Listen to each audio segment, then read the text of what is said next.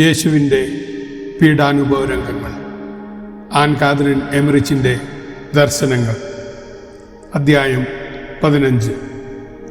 ഗത്സമൻ തോട്ടത്തിലെ മനോവേദന മുതൽ തനിക്ക് അനുഭവപ്പെട്ട ദാഹം ശമിപ്പിക്കാൻ ഈശോ എന്തെങ്കിലും കുടിക്കുന്നതായി ഞാൻ കണ്ടില്ല.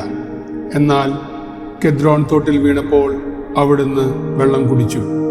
അപ്പോൾ പ്രവാചക സങ്കീർത്തനത്തിലെ ഈ വാക്കുകൾ അവിടുന്ന് ആവർത്തിക്കുന്നത് ഞാൻ കേട്ടു. അവൻ്റെ ദാഹത്തിന് അരുവിൽ നിന്നും അവൻ കുടിക്കും. യേശുവിനെ ബന്ധിച്ച കയർ വില്ലാളികൾ അപ്പോഴും പിടിച്ചിട്ടുണ്ടായിരുന്നു. വെള്ളത്തിൽ നിന്ന് അവർ നിന്നിരുന്ന വശത്തേക്ക് ഈശോയെ വലിച്ചു കയറ്റാൻ വിഷമമായിരുന്നു. കാരണം അരുവിയുടെ തീരം മുഴുവൻ ഭിത്തി കെട്ടിയിട്ടുണ്ടായിരുന്നു. അതിനാൽ തിരികെ പോയി ഈശോയെ വലിച്ച് 2ാം പ്രാവശ്യവും പാലത്തിൻ്റെ അടുക്കൽ കൊണ്ടുവന്ന് വീണ്ടും പാലം കടത്തി. ഈ സമയമൊക്കെ നിന്ദനങ്ങളും ദൂഷണങ്ങളും അടിയും തുടർന്നുകൊണ്ടിരുന്നു.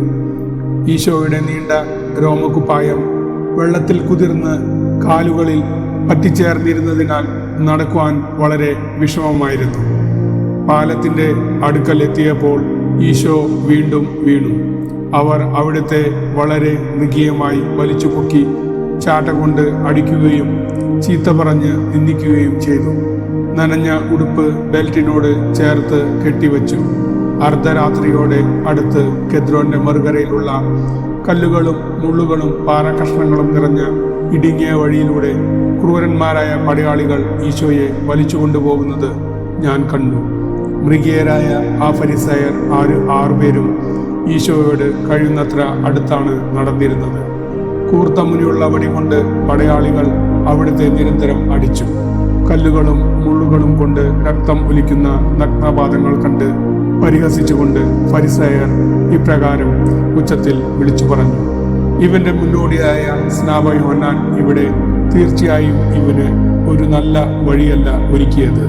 നിനക്ക് വഴിയൊരുക്കുവാൻ നിനക്ക് മുമ്പേ ഞാൻ എൻ്റെ മാലാഖയെ അയക്കും എന്ന മലാഖി പ്രവാചകന്റെ വാക്കുകളും ഇവിടെ അത്ര പ്രസക്തമാണെന്ന് തോന്നുന്നില്ല. ഇവരുടെ ഓരോ പരിഹാസവാക്കും കൂടുതൽ മൃഗീയമായി പെരുമാറുവാൻ വില്ലാളികളെ പ്രേരിപ്പിച്ചു. കുറച്ചകലെ ഒട്ടേറെ ആളുകൾ പ്രത്യക്ഷപ്പെടുന്നത് ഈശോയുടെ ശത്രുക്കൾ കണ്ടു. തങ്ങളുടെ ഗുരു ബന്ധനസ്ഥനാക്കപ്പെട്ടു എന്ന് കേട്ട് അന്ത്യമെന്നറിയാൻ ഉത്കണ്ഠയോടെ ഒരുമിച്ച് കൂടിയ യേശു ശിഷ്യന്മാരായിരുന്നു അവർ. ഇത് കണ്ട് അസ്വസ്ഥരായ ഫരിസയർ ഈശോയെ മോചിപ്പിക്കുവാൻ എന്തെങ്കിലും ശ്രമം ഉണ്ടായേക്കുമോ എന്ന് ഭയന്ന് കൂടുതൽ പടയാളികളെ ലഭിക്കുവാനായി ആളയച്ചു. ദേവാലയത്തിന്റെ തെക്കുവശത്തുള്ള പ്രവേശന കവാടത്തിൽ നിന്ന് കുറച്ചകലെയായി ഓഫേൽ എന്ന ഒരു ചെറിയ ഗ്രാമത്തിൽ കൂടി പോയാൽ സിയോൻ മലയിലെത്താം. അവിടെയാണ് അന്നാസിന്റെയും കയഫാസിന്റെയും ഭവനം സ്ഥിതി ചെയ്യുന്നത്. നഗര കവാടത്തിനടുത്തായി ഏകദേശം 50 പട്ടാളക്കാരുടെ ഒരു ഗണം വിളക്കുകൾ പിടിച്ച് എന്തിനും തയ്യാറായി നിൽക്കുന്നത് ഞാൻ കണ്ടു. അക്രമാസക്തരായ ഇവർ തങ്ങളുടെ ആഗമനം അറിയിക്കാനും കൂട്ടുപടയാളികളുടെ വിജയത്തിൽ അവരെ അഭിനന്ദിക്കുവാനും ഉച്ചത്തിൽ ശബ്ദം ഉണ്ടാക്കിക്കൊണ്ടിരുന്നു. ഇത് ഈശോയെ കൊണ്ടുപോയിരുന്ന പട്ടാളക്കാരുടെ ഇടയിൽ നല്ലൊരു അസ്വസ്ഥത ഉളവാക്കി. ഈ അവസരം ഉപയോഗിച്ച് മാൽക്കൂസും മറ്റു ചിലരും അവിടം വിട്ട് ഒലിവുമലയിലേക്ക് കുതിച്ചു. പുതിയതായി വന്ന പട്ടാളക്കാർ ഓഫേലിൽ നിന്നും പുറപ്പെട്ടപ്പോൾ അവിടെ കൂടിയിരുന്ന ശിഷ്യന്മാർ പ്രാണരക്ഷാർത്ഥം വിവിധ ദിശകളിലേക്ക് ഓടിപ്പോയി. പരിശുദ്ധ കന്യകയും ഏതാണ്ട് 9 ഭക്ത സ്ത്രീകളും ആകുലതയോടും ഉത്കണ്ഠയോടും കൂടി ജോസഫ താഴ്വരയിലേക്ക് നടന്നു. അവരുടെ കൂടെ മാർക്കോസിന്റെ മകൻ ജോണും സൈമന്റെ മകനും ലാസറും ഉണ്ടായിരുന്നു. സൈമന്റെ മകൻ ഗത്സമനിൽ നഥാനിയേലിന്റെയും മറ്റു 8 സ്ലീഹന്മാരുടെയും കൂടെ ഉണ്ടായിരുന്നവനും പട്ടാളക്കാർ വന്നപ്പോൾ അവിടെ നിന്നും ഓടി രക്ഷപ്പെട്ടവനുമായിരുന്നു. അവിടെ സംഭവിച്ച കാര്യങ്ങളെല്ലാം പരിശുദ്ധ മറിയത്തോട് അവൻ വിവരിച്ചു പറഞ്ഞുകൊണ്ടിരിക്കെ പുതിയതായി നിയോഗിക്കപ്പെട്ട പട്ടാളക്കാർ യേശുവിനെ കൊണ്ടുപോയിരുന്നവരുടെ കൂടെ ചേർന്നു. അവരുണ്ടാക്കിയ ഒച്ചപ്പാടും ബഹളവും അവൾ കേട്ടു. അവർ വഹിച്ചിരുന്ന പന്തങ്ങളും ശ്രദ്ധയിൽപ്പെട്ടു. ഈ കാഴ്ച കണ്ടതോടെ അവൾ ബോധരഹിതയായി. ജോൺ അവളെ മാർക്കോസിന്റെ അമ്മ മേരിയുടെ വീട്ടിലേക്ക് കൊണ്ടുപോയി. പുതിയതായി എത്തിച്ചേർന്ന 50 പട്ടാളക്കാർ ഓഫേലും പരിസരവും കാക്കുവാൻ നിയോഗിക്കപ്പെട്ടിരുന്ന 300 പേരിൽ നിന്ന് വിളിക്കപ്പെട്ടവരായിരുന്നു. കാരണം ഓഫേലിലെ നിവാസികൾ ഈശോയോട് പക്ഷപാതമുള്ളവരാണെന്നും അവർ ഈശോയെ രക്ഷിക്കാൻ ശ്രമിച്ചേക്കുമെന്നും ഒറ്റുകാരനായ യൂദാസ് പ്രധാന പുരോഹിതന്മാർക്ക് മുന്നറിയിപ്പ് കൊടുത്തിരുന്നു. കൂലിക്കാരായ ഈ പാവപ്പെട്ട തൊഴിലാളികളെ ഈശോ ആശ്വസിപ്പിക്കുകയും പഠിപ്പിക്കുകയും അവരിൽ പലരുടെയും രോഗങ്ങൾ സുഖപ്പെടുത്തുകയും ചെയ്തിരുന്നു. സ്നാപക യോഹന്നാന്റെ മരണവാർത്ത അറിഞ്ഞ ഉടനെ ബഥനയായിൽ നിന്ന് ഹെബ്രോണിലേക്കുള്ള യാത്രാമധ്യേ അവിടുന്ന് അവിടെയാണ് താമസിച്ചത്. ഈ കാര്യങ്ങൾ ആ ഗുരുദ്രോഹിക്ക് അറിയാമായിരുന്നു. അതുപോലെ തന്നെ സീലോയ് ഗോപുരം വീണപ്പോൾ പരിക്കുപറ്റിയ അനേകം കൽപ്പണിക്കാരെ യേശു സുഖപ്പെടുത്തിയ കാര്യവും യൂദാസ് അറിഞ്ഞിരുന്നു. ഈശോയുടെ പീഡാസഹനത്തിനും ആത്മബലിക്കും ശേഷം ഓഫലിലെ വലിയ ഒരു ഭാഗം ജനങ്ങൾ മാനസാന്തരപ്പെട്ട് പന്തകുസ്തായ്ക്ക് ശേഷം രൂപം കൊണ്ട ആദിമ ക്രൈസ്തവ സമൂഹത്തോട് ചേർന്നു. പിന്നീട് ക്രൈസ്തവർ യഹൂദരിൽ നിന്നും വേർതിരിക്കപ്പെട്ട് സ്വന്തം പാർപ്പിടങ്ങൾ നിർമ്മിക്കാൻ തുടങ്ങിയപ്പോൾ ഒലിവുമലയ്ക്കും ഓഫേലിനും ഇടയ്ക്കുള്ള താഴ്വരയിൽ അവർ തങ്ങളുടെ കുടിലുകളും കൂടാരങ്ങളും ഉണ്ടാക്കി. അവിടെയാണ് വിശുദ്ധ എസ്തഫാനോസ് ജീവിച്ചിരുന്നത്. ദേവാലയത്തിന്റെ തെക്കുവശത്ത് കുന്നിനു മുകളിൽ മതിലുകളാൽ ചുറ്റപ്പെട്ട ഓഫേൽ സ്ഥിതി ചെയ്യുന്നു. അതിലെ നിവാസികൾ ഏറെ ദരിദ്രരായിരുന്നു. ഡൽമേൻ പട്ടണത്തെക്കാൾ ചെറുതായിരുന്നു അത് എന്ന് തോന്നുന്നു. ഉറങ്ങിക്കിടന്നിരുന്ന ഓഫേൽ നിവാസികളെ പട്ടാളക്കാരുടെ ബഹളം ഉണർത്തി.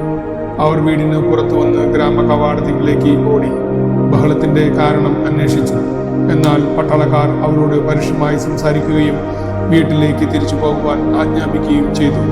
അവരുടെ എണ്ണമറ്റ ചോദ്യങ്ങൾക്ക് മറുപടിയായി ഇത്രമാത്രം പറഞ്ഞു: നിങ്ങളുടെ വ്യാജ പ്രവാചകൻ ഈശോയെ ഞങ്ങൾ ബന്ധനസ്ഥനാക്കിയിരിക്കുന്നു.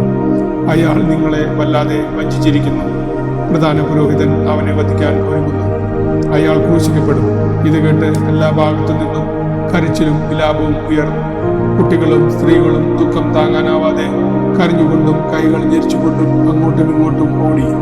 ഈശോയിൽ നിന്നും സ്വീകരിച്ച എല്ലാ നന്മകളെയും ഓർത്ത് അവർ മുട്ടിന്മേൽ നിന്നുകൊണ്ട് ദൈവത്തിന്റെ സംരക്ഷണത്തിനായി പ്രാർത്ഥിച്ചു. എന്നാൽ പട്ടാളക്കാർ അവരെ ഒരു വശത്തേക്ക് തള്ളിമാറ്റുകയും അടിക്കുകയും വീട്ടിലേക്ക് തിരിച്ചു പോകുവാൻ നിർബന്ധിക്കുകയും ചെയ്തു. പടയാളികൾ ഇങ്ങനെ വിളിച്ചു പറഞ്ഞു: കൂടുതൽ തെളിവിന്റെ ആവശ്യമെന്ത്? ജനങ്ങളുടെ ഈ പെരുമാറ്റത്തിൽ നിന്ന് തന്നെ വ്യക്തമല്ലേ ഈ ഗലീലിയക്കാരൻ വിപ്ലവത്തിന് പ്രേരിപ്പിക്കുന്നവനാണെന്ന്.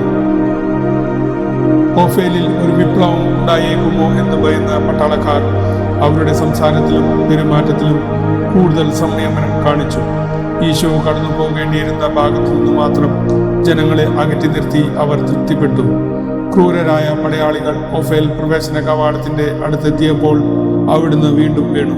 ഇനി ഒരടി പോലും മുന്നോട്ട് വയ്ക്കുവാൻ സാധിക്കില്ല എന്ന് കണ്ടപ്പോൾ അവരിൽ ഒരാൾ മനസ്സലിഞ്ഞ് മറ്റൊരാളോട് ഇങ്ങനെ പറഞ്ഞു: നോക്കൂ, ആ പാവം മനുഷ്യൻ ക്ഷീണിച്ചു തളർന്നു. ആ ചങ്ങലയുടെ ഭാരം നിമിത്തം അവനൊന്നും ചെയ്യാൻ പറ്റില്ല. അവനെ ജീവനോടെ പ്രധാന പുരോഹിതന്റെ മുമ്പിൽ എത്തിക്കാൻ ആഗ്രഹമുണ്ടെങ്കിൽ കൈകളെ ബന്ധിച്ചിരിക്കുന്ന കയറുകൾ അഴിച്ചു നീക്കണം. എങ്കിൽ അവന് അല്പം ആശ്വാസമാകും. അവരുടെ സംഘം ഒരു നിമിഷത്തേക്ക് നിന്നു. ചങ്ങല അയച്ചു. ദയാലുവായ വേറൊരു പട്ടാളക്കാരൻ അടുത്തുള്ള ഒരു നീരുറവയിൽ നിന്നും വെള്ളം കൊണ്ടുവന്ന് കുടിക്കാൻ കൊടുത്തു. ഈശോ അവനോട് നന്ദി പറഞ്ഞ് തന്നിൽ വിശ്വസിക്കുന്നവൻ സ്വീകരിക്കുന്ന ജീവജലത്തിന്റെ ഉറവയെക്കുറിച്ച് സംസാരിച്ചു. എന്നാൽ അവന്റെ വാക്കുകൾ ഫരിസേയരെ കൂടുതൽ കോപിപ്പിച്ചു. അവർ ഈശോയെ ധിക്കാരപരമായ ഭാഷയിൽ അത്യധികം നിന്ദിച്ചു. ഈശോയുടെ ചങ്ങല നീക്കുവാൻ കാരണക്കാരായ പട്ടാളക്കാരന്റെ ഹൃദയവും ദൈവകൃപയാൽ പ്രകാശിക്കുന്നത് ഞാൻ കണ്ടു. ഈശോയുടെ മരണത്തിന് മുമ്പായി അവർ രണ്ടുപേരും ശിഷ്യന്മാരോടൊപ്പം ചേർന്നു. ഘോഷയാത്ര മുന്നോട്ട് നീങ്ങി ഓഫേൽ നഗരവാതിൽക്കലെത്തി. യേശുവിനെ ആത്മാർത്ഥമായി സ്നേഹിച്ചിരുന്ന, യേശുവിനോട് പലവിധത്തിൽ ബാധ്യസ്ഥരായിരുന്ന അനേകരുടെ ദുഃഖത്തിന്റെയും സഹാനുഭൂതിയുടെയും നിലവിളികൾ അവിടെ ഉയർന്നു. എല്ലാ ഭാഗത്തു നിന്നും ഓടിയെത്തി ചുറ്റും കൂടിയ സ്ത്രീകളെയും പുരുഷന്മാരെയും പിന്തിരിപ്പിക്കാൻ പട്ടാളക്കാർക്ക് വളരെ ബുദ്ധിമുട്ടേണ്ടി വന്നു. അവർ കൈകൾ കോർത്തു പിടിച്ച് മുട്ടിന്മേൽ നിന്ന് കരഞ്ഞുകൊണ്ട് ഉച്ചത്തിൽ വിളിച്ചു പറഞ്ഞു: ഈ മനുഷ്യനെ ഞങ്ങൾക്ക് വിട്ടുതരൂ, അവനെ ഞങ്ങൾക്ക് വിട്ടുതരൂ. ഞങ്ങളെ ഇനി ആരാണ് സഹായിക്കുക? ആർ ഞങ്ങളെ ആശ്വസിപ്പിക്കും? ആരാണ് ഞങ്ങളുടെ രോഗങ്ങൾ സുഖപ്പെടുത്തുക? അവനെ ഞങ്ങൾക്ക് വിട്ടുതരൂ. ഈ അവസ്ഥയിൽ ഈശോയെ കാണുന്നത് ഹൃദയവേദകമായ ഒരു കാഴ്ചയായിരുന്നു. മുറിവേറ്റ അവിടുത്തെ മുഖം വിളറി വികൃതമായിരുന്നു. തലമുടി അലങ്കോലപ്പെട്ടു. കുപ്പായം നനഞ്ഞ് ചെളി പിടിച്ചിരുന്നു. പ്രാകൃതരും കുടിച്ചു മത്തു പിടിച്ചവരുമായ കാവൽഭടന്മാർ വടികൊണ്ട് അവിടുത്തെ അടിക്കുകയും വലിച്ചെടുക്കുകയും ചെയ്തുകൊണ്ടിരുന്നു. പ്രതികരണശേഷിയില്ലാത്ത മൃഗത്തെ കൊല്ലുവാൻ കൊണ്ടുപോകുന്നത് പോലെയായിരുന്നു ഓഫേൽ നിവാസികൾക്കിടയിലൂടെ യേശുവിനെ അവർ കൊണ്ടുപോയത്. സുഖം നേടിയ തളർവാദ രോഗികളും സംസാരശക്തിയെ തിരിച്ചു കിട്ടിയ മൂകരും കാഴ്ച ലഭിച്ച അന്ധരുമെല്ലാം ഒരുമിച്ച് ഈശോയുടെ മോചനത്തിനായി അവരോട് കേണപേക്ഷിച്ചു.